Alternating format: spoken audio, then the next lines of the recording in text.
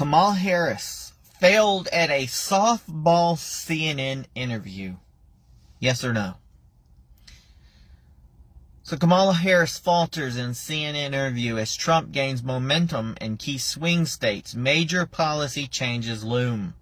This is hashtag #GoRightNews, shared by myself, Peter Boykin, an American political commentator, a citizen journalist, an activist, and a constitutionalist for liberty. I think it's time for us to go right.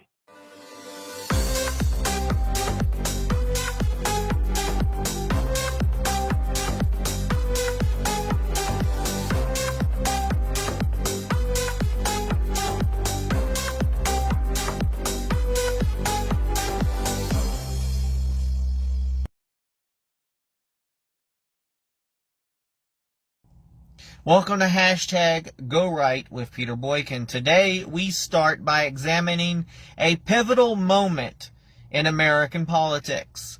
The recent CNN interview with Vice President Kamala Harris, where she faced tough questions about her record, her policy flip-flops, and her support for President Joe Biden.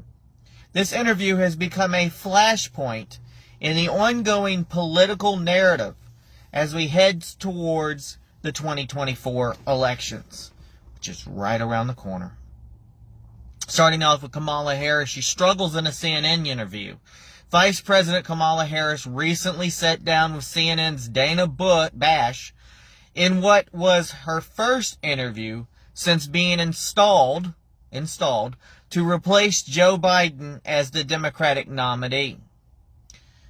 Like I said before, anybody who wants to complain about Donald Trump harming democracy, meanwhile the Democratic Party installed a candidate without any votes by the citizens, don't talk about how somebody's failing democracy. However, the interview, which lasted a mere 18 minutes and was pre-recorded, I wonder how many times they edit things out, has been widely criticized for its lack of substance and Harris' inability to directly answer key questions. She was probably like, for 17 and a half of the minutes of the interview. From the start, Harris appeared on the defensiveness. When Bash questioned her about her numerous policy flip-flops, Harris struggled to provide clear and consistent answers. She tried to distance herself from several far-left policies that she once championed, including the elimination of private health insurance, banning fracking, supporting the Green New Deal, and decriminalizing illegal immigration. Despite her repeated assertions that my values have not changed, her responses came across as rehearsed and evasive, failing to address the substantial shifts in her policy positions. Now, Bash didn't let Harris off the hook easily. I can't believe that for CNN. When the topic of fracking came up, Bash reminded Harris that she had supported banning it during her 2020 presidential campaign. And in response, Harris flatly denied ever holding such a position, which directly contradicted her previous statements. Someone needs to they need to introduce candidates to the internet. And what you said doesn't go away. It's easier to admit, yes, I had possibly a different attitude, but I've learned more, and my opinion has changed over the years, and this is how my policy feels at this moment unless I get more information. There's ways to dance around it. She's a word salad person. Do it better than like, I don't remember. Now, in response, she flatly denied such a position. It's contradicted previous statements. This kind of denial raises questions about her credibility and consistency. Sounds like Biden when he's like, I remember riding on a railroad train across the Rio Grande, and I met Neil Armstrong on the moon while I was sitting and drinking tea with Saddam Hussein and Gorbachev. I mean, he's making stuff up as he goes. Particularly as she attempts to win over voters who are closely scrutinizing her record. Again, just like I asked the Republicans, the Democrats have to recognize the unaffiliated voters. And now with the information age, it is harder to fool us. The weak and feeble can be fooled, but people are becoming more educated and less sheep. And you are seeing the numbers of educated people, educated voters, voting for the right people, not just a political party. That's why I feel the same in North Carolina about our current governor that's supposed to be running, or lieutenant governor who's running. Even though we might get the Democrat, not that I'm voting for the Democrat, because I'm not, we have to start understanding the right candidates need to be put in place. And if us as Republicans are wondering, how did somebody like Biden get elected, stealing the election, but how did somebody like Kamala Harris end up vice president? How did this person end up being the Democrat nominee? And then we wonder why Democrats vote for her.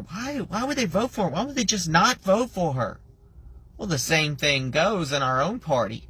If we've got a really bad candidate who really, if you do the math, what's going to hurt us more? Having the candidate in for 4 years making our party look worse, doing things worse, or the potentiality of having a candidate who happens to be Democrat in, and then basically using them as an example of how bad they are, and working against them and making them stay at bay so they're not getting everything they want done. And reality is, if we can keep a Republican legislature in North Carolina, it won't matter who the governor is. So if the Democrat wins, but we can concentrate on keeping a decent Republican or moderate legislature, then it won't matter if Stein becomes Democrat.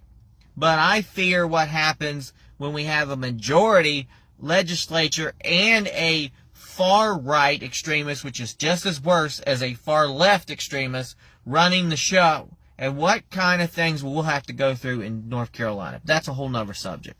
Now, one of the most striking moments of the interview was when Bash questioned Harris about President Joe Biden's mental fitness. Harris had been one of Biden's staunchest defenders, even as concerns about his capacity to serve another term became more pronounced. When asked if she had any regrets about what she had told the American people regarding Biden's abilities, Harris simply responded, no, not at all, before launching into an unconvincing defense of Biden's presidency. The moment was particularly telling, as it highlighted Harris's role in what many see as a cover-up of Biden's declining mental activity. He said, what? Where am I? Perhaps the most glaring issue with the interview was Harris's inability to explain why many of her campaign promises have not yet been implemented. Considering, she's currently in the position of vice president and we know Biden's not doing anything, right? When Bash pressed her on this, asking why she hadn't already taken action with some of the policies she's now advocating, Harris deflected, stating that, well, we need to recover as an economy before, Bidenomics is working. That's why we got to recover as economy, before vaguely referencing a reduction in inflation. Oh, they cling on the smallest facts. What she failed to acknowledge, however, is that much of the inflation was a direct result of the economic policies implemented by her and Joe Biden. Bidenomics is working. It's working, folks. It's working. She says this out of her own mouths. In a particular embarrassing moment for her running mate, Minnesota Governor Tampon Tim Walz, who was present during the interview as her, probably her, comfort animal? Guide dog? He was confronted about his repeated false claims of having served in combat in Iraq. Now, when Bash challenged him on his misleading statements, Waltz attempted to brush it off by, poor language. It was poor grammar, stating, my wife, being an English teacher, tells me my grammar is not always correct. You speak English. This excuse did little to repair the damage, and instead it further highlighted the ongoing concerns about honesty and transparency within the Harris-Walz campaign. Folks, the definition of crazy is when you keep doing it and over and over and over and expecting some different thing to happen. You gotta be crazy to vote for these two. The fallout from the interview has been swift, with many political commentators and voters alike questioning Harris's readiness to lead. Former President Donald Trump, never one to miss an opportunity to critique his opponents, took to Truth Social to label the interview as boring.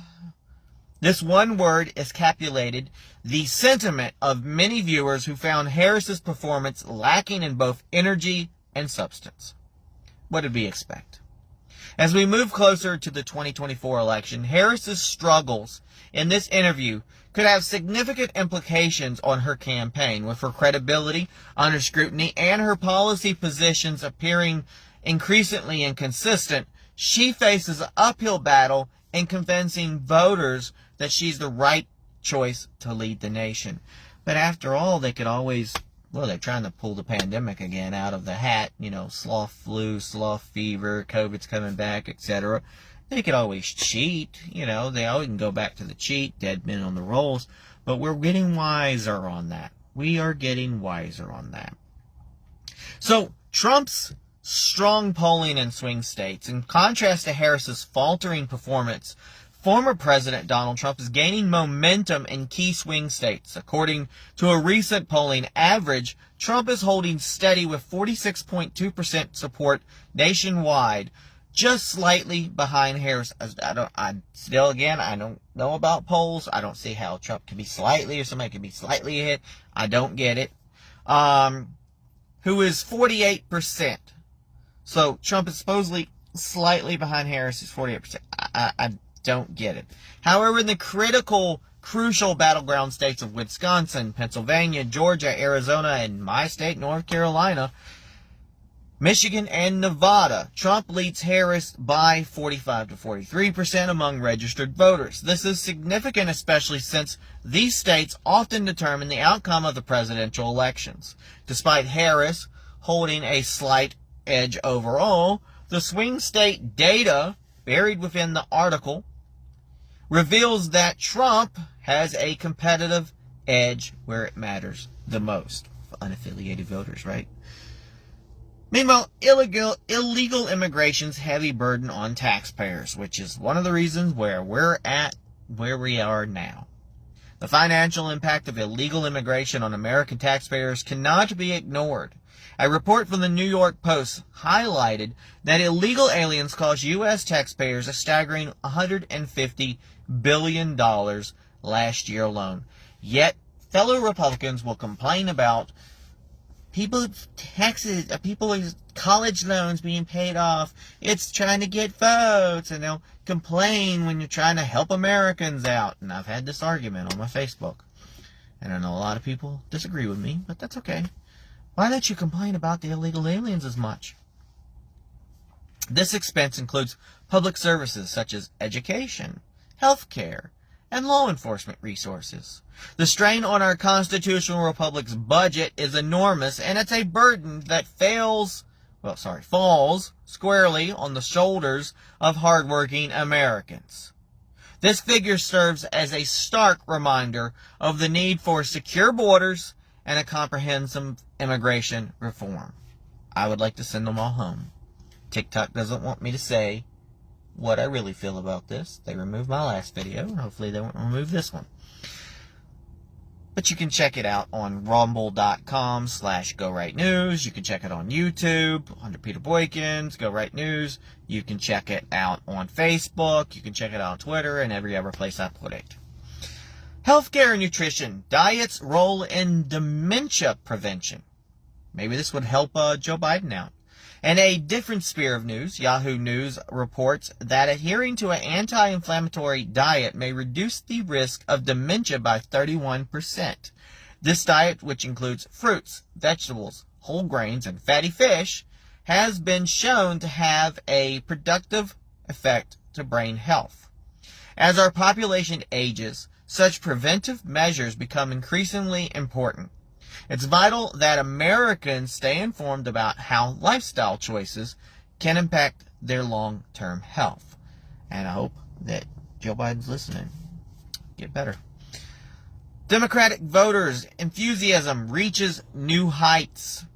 On the political front, a recent Gallup poll indicates that 71% of Democrats are enthusiastic about voting.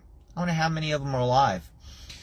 Nearly the 2008 high of 79%. This level of enthusiasm could have significant implications for the upcoming elections, but for Republicans it serves as a call to ensure voter engagement and turnout remains strong. We know Donald Trump's a strong candidate, but it's the same thing I told people in 2018. We got to get the vote out. And I'm not telling you got to vote for all Republicans, but you got to vote for Donald Trump.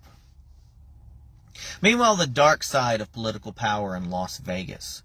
A disturbing case out of Las Vegas has garnered national attention. Robert Tells, a Democrat politician, was convicted of murdering a journalist who had been investigating allegations of bullying, retaliation, and favoritism in exchange for sexual favors within Tells' office. This heinous crime underscores the dangers of unchecked political power and the importance of a free press in holding public officials accountable. And let me ask you, when's the last time you heard a Republican killing a journalist or anybody over politics? I wonder if he was connected to Hillary Clinton.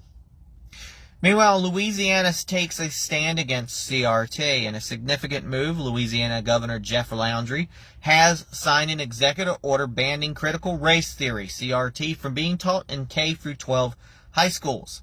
This executive order reflects a broader national debate about the role of CRT in education and its impact on how Americans' history and identity are taught to the next generation.